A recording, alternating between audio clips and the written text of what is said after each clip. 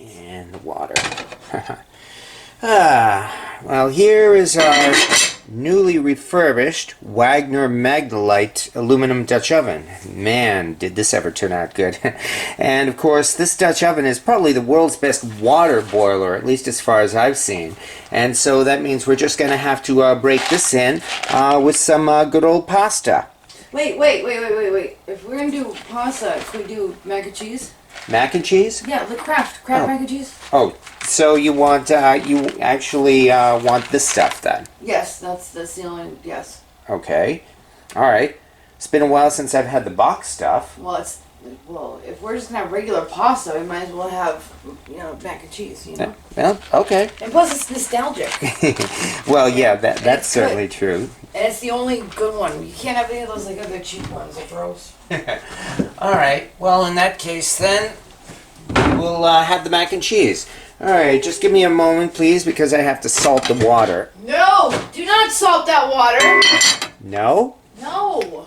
You don't salt the water because it's not like when you're doing pasta, like with pasta and sauce, because like the salt goes into the macaroni. Oh. Okay. So the cheese powder is like already salty enough. You know what I mean? So if you salt the water, it's going to salt the pasta, which is in turn just making the macaroni and cheese too salty. Shows you how much I know about Kraft Macaroni and cheese. Listen, I'm a guru here.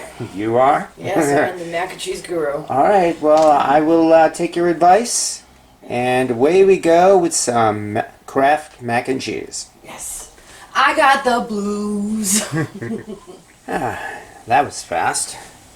And here we have our boiling water and of course our Kraft macaroni and cheese.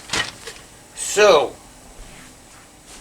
hey, when it's done, can I do the sauce to put it together? sure. Because I have this really, really great way of making it like so it's creamy and like extra saucy and delicious. Well, you know a lot more about Kraft macaroni and cheese than I do, so. I am the mac and cheese guru. Alright, well then here we go. Right now, though, of course, we just have to boil the pasta.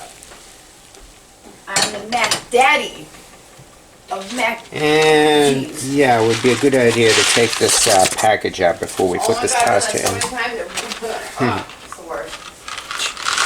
Man, this is small pasta.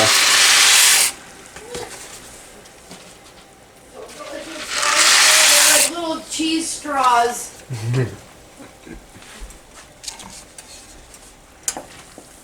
Alright. Just like with any pasta, we give this a stir and cover it up.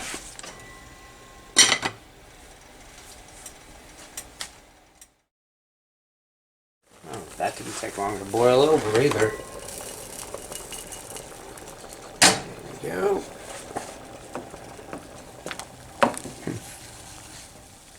Just like with any pasta, you've got to be careful not to have a boil over. And now we just stir it until the pasta is al dente, which is probably not going to take very long.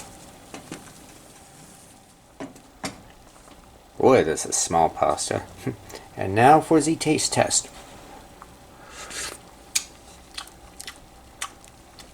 I'd say we are getting to just about al dente here. I like it fully cooked with the mac and cheese. And now to drain it.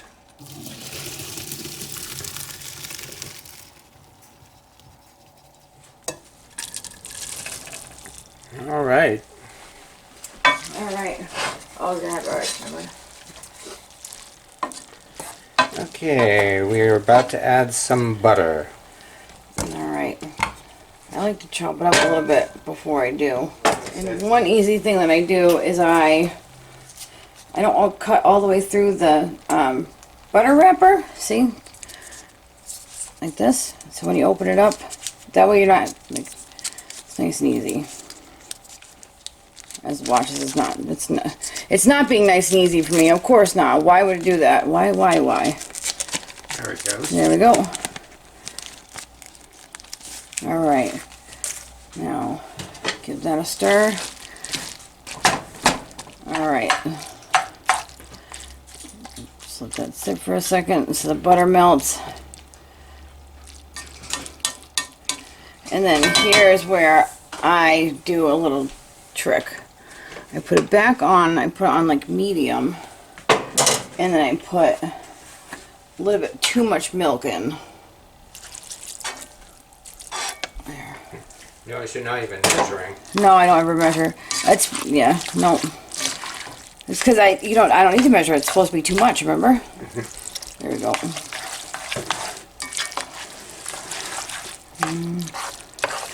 And then cheese sauce.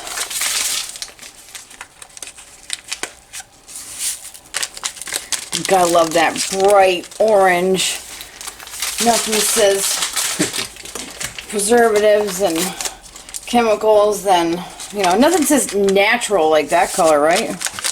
Right. You know the real reason why they don't sell those cheese powder in the packets by themselves? Because if they did, nobody would buy the mac and cheese. No, exactly. There we go. And no, I'm not going to leave it runny, as some people are probably thinking. Because I know I said nice sauce. No, it's not going to be runny. As J.R. Bob Dobbs once said, too much is always better than not enough.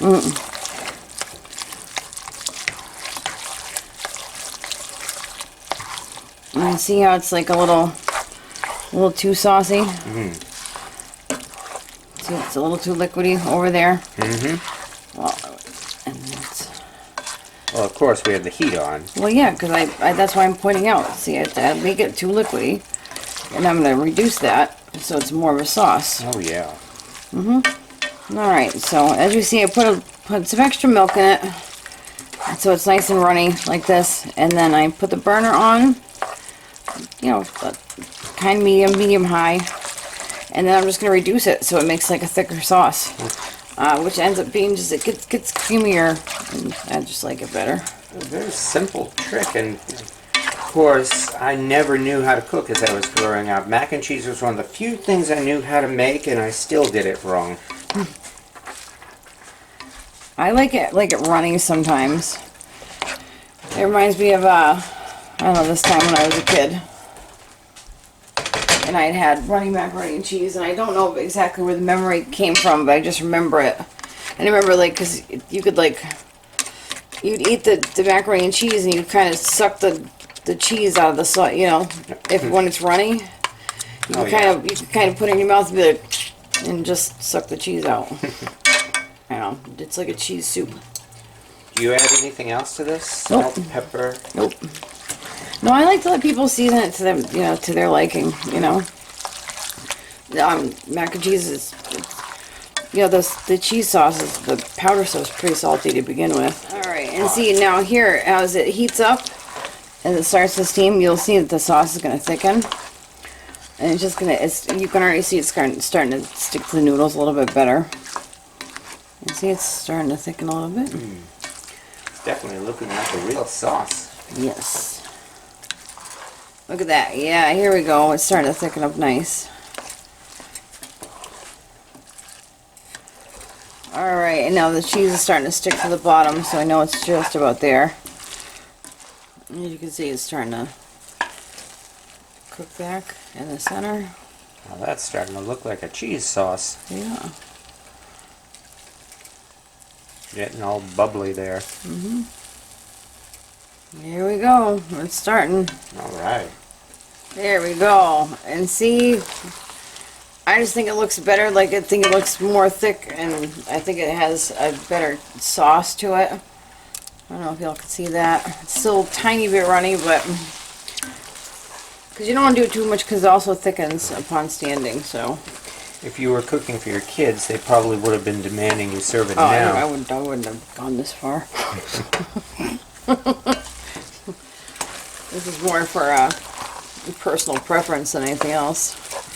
Actually, I figured this out because I accidentally put too much milk in. You know, kids are distracting, the kids are distracting you, and then next thing you know, like, you're like, oh, I already put the milk in, oh, I already put the milk in, and then you have to, what am I going to do now? And then you have to cook it back, and that's how I figured this out. But see, there we go. Now you can see, it's like a creamier sauce. See? Oh yeah. So That is definitely mac and cheese. yeah, and it's creamier and it's better. Like you think about how it usually looks, it's just like orange colored noodles, you know. But this way actually it actually has a sauce. See? That actually looks like what you see in the commercials. Yeah, that's the trick. Actually, they use Elmer's glue. They do. They use Elmer's glue and they dye it. There we go. All right, take this. I don't want to overcook it. In my oven mitts.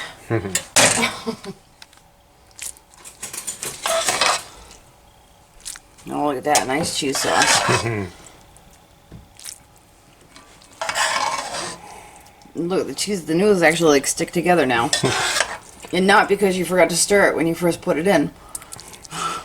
Some people will never be satisfied with boxed mac and cheese, I'm afraid, but this actually looks pretty darn good. And no, there's no trick, there's no cheating. I didn't actually put regular real cheese in this. It's really just the fake cheese packets. Talk about nostalgia. Yeah, my mom never made macaroni and cheese like this.